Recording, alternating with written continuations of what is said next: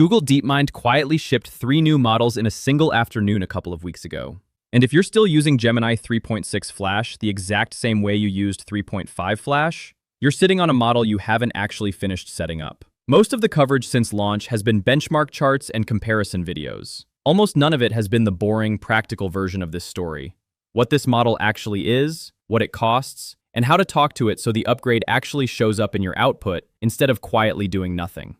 So I pulled together the official positioning, the confirmed pricing, and the documented behavior differences, and built the one guide that treats this like an onboarding document instead of another highlight reel. This video is the complete practical rundown.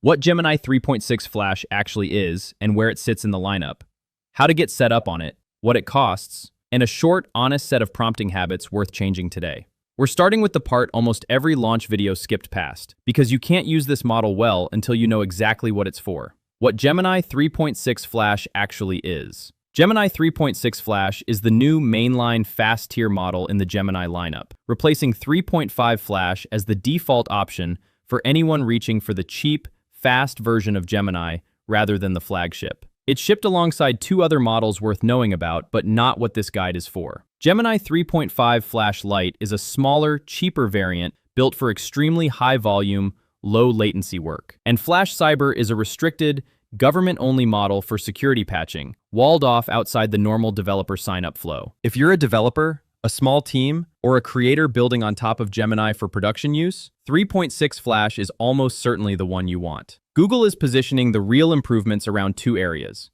coding performance and agentic task handling. On DeepSui, the coding benchmark, 3.6 Flash scores 49% against 37% for 3.5 Flash. On OS World Verified, the benchmark that measures a model actually operating inside tools rather than describing what to click, it's 83% versus 78.4%. On GDP-Val AA, the knowledge work benchmark, the score climbs from 1349 to 1421. Here's the fairness pivot worth holding on to. The Deep SWE and OS World numbers are Google grading its own homework on tasks Google chose. Artificial analysis, running independently, confirms the GDP-Val gain, but its own intelligence index landed the model at 50, flat against 3.5 Flash. That's not a contradiction. It means the real gain is narrow and specific, rather than a broad, everything got smarter upgrade. And that distinction matters for every practical decision in the rest of this guide. Getting set up. How to actually start using it. Here's the part almost nobody covered, because it's genuinely not exciting, but it's the actual first step. If you were already building on 3.5 Flash, moving to 3.6 Flash is a direct swap, not a migration project. Google kept it in the exact same tier and cost bracket, so there's no new account setup, no new pricing plan, no separate approval process. You're changing a model name, not rebuilding a pipeline.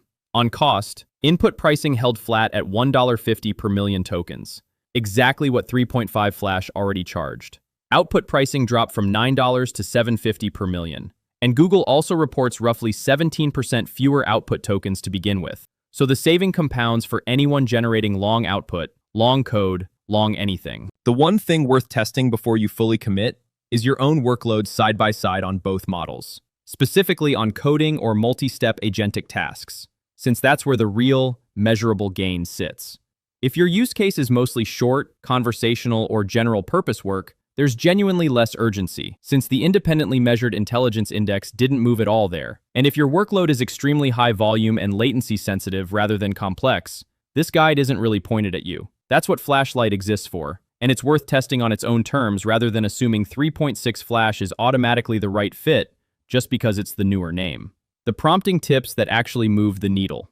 Once you're set up, the habit that determines whether you notice any difference at all is how you prompt it, because the gains here are concentrated, not universal. 4 tips are worth actually changing today. First, stop handing it single flat requests for anything that resembles a real multiple-step job. The old habit is one long prompt asking for the whole thing at once. Something like, build me a pipeline that tags customer feedback by topic and flags urgent ones. The version that actually taps the benchmarked agentic gain tells the model to work through it in stages. Something like, build me a pipeline that tags customer feedback by topic and flags urgent ones. But do it in 3 stages. Propose the tagging categories first and stop. Then write the classification logic and stop. Then add urgency flagging last. That structure asks for exactly the kind of sustained, checkable, multi-step work the coding and agentic benchmarks actually measured. Second, Hand it the full surrounding picture, instead of an isolated fragment, especially for anything code adjacent. Compare a vague request. Something is wrong with my reconciliation script. Can you fix it?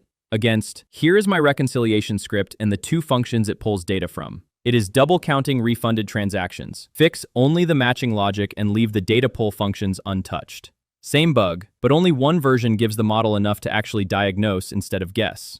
Third, don't drag stage structure into simple asks that were never part of the benchmarked gain. If you want a quick summary or a fast conversational answer, a short direct prompt is still the right call. What's a run-on sentence gets you the same answer faster than staging it into 3 steps.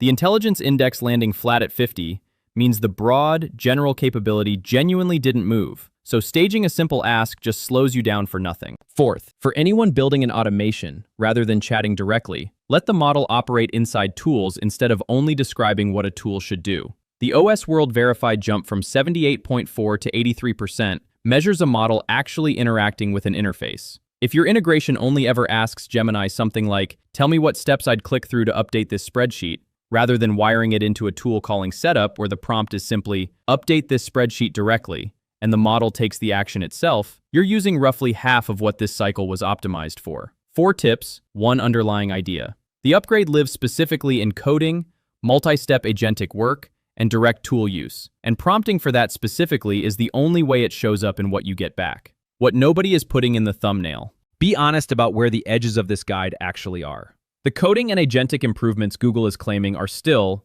as of this recording, coming from Google's own published materials and early hands-on impressions from people who got access first, not a full independent task-by-task breakdown. The one number that has been independently verified, the Artificial Analysis Intelligence Index sitting flat at 50, is real. But it also means the broad, everyday reasoning capability of this model genuinely didn't improve, no matter how the launch coverage framed it. And because this model shipped alongside Flash-Lite and the restricted Flash Cyber model in the same window, it's easy for details to blur across all 3 across different coverage. Everything in this guide is specifically about 3.6 Flash. The setup steps, the pricing, and the prompting habits here don't automatically transfer to the other 2. The verdict. Split this the honest way. Technically, yes, this is a real, usable upgrade with a straightforward setup path.